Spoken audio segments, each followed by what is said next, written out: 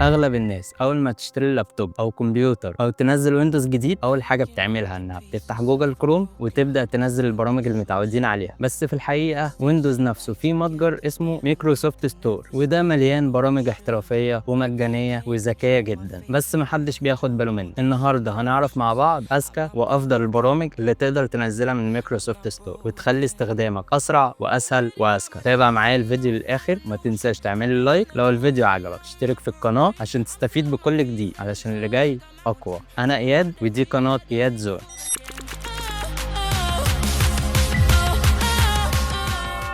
قبل ما نبدأ خلينا نفهم ليه أصلا تستخدم المتجر بدل ما تستخدم البرامج من مواقع تانية. أولا البرامج اللي في مايكروسوفت ستور كلها أمان ومتجربة وما فيهاش ملفات مضرة. ثانيا التحديث اللي بيحصل تلقائي، مش محتاج تدخل كل شوية تحدث بنفسك. ثالثا كل حاجة مترتبة وسهل تدور فيها من غير ما تضيع وقتك في إعلانات أو مواقع مزورة. ده غير إن في برامج كتير بتشتغل على الكمبيوتر والموبايل بنفس الحساب. تعال نبدأ بأحسن 7 برامج لازم تجربها من المتجر ده، وأنا متأكد انك هتفضل تستخدمها بشكل مستمر بعد الفيديو ده. واول برنامج معانا باور تويز، برنامج من مايكروسوفت نفسها بيخليك تعمل حاجات احترافيه زي تنظيم النوافذ بسرعه وتكبر الصور بمجرد ضغط. وكمان في اداه اسمها كيبورد مانجر، وده بيخليك تغير وظيفه ازرار الكيبورد، زي مثلا تخلي الكنترول سي يبقى زرار معين. يعني باختصار بيخلي الويندوز اذكى بكتير. وتاني برنامج معانا كويك لوك، عارف لما تدوس على زرار المسافه في اجهزه الماك ويفتح لك معاينه للملف؟ نفس الحركه دي بالظبط بيعملها كويك لوك على الويندوز من غير ما تفتح الملف اصلا. تقدر تشوف الصور او ملفات التكست او الفيديوهات بمجرد دوسة زرار واحد. وتالت برنامج معانا اير تريمبل، تحكم كامل في الصوت لكل تطبيق لوحده. يعني تقدر تعلي صوت اليوتيوب وتوطي صوت جوجل كروم، تكتم صوت لعبه، تخلي صوت فيلم متوسط، وهكذا. برنامج بسيط جدا بس بيريحك من صداع التحكم في الصوت. ورابع برنامج معانا فايلز اب، وده البديل الذكي الفايل اكسبلور. تصميمه عصري وجميل جدا، انت تقدر تفتح اكتر من تابه في نفس الفايل وتقدر تثبت الملفات فوق. هتحس انك بتنقل ملفاتك على نظام حديث،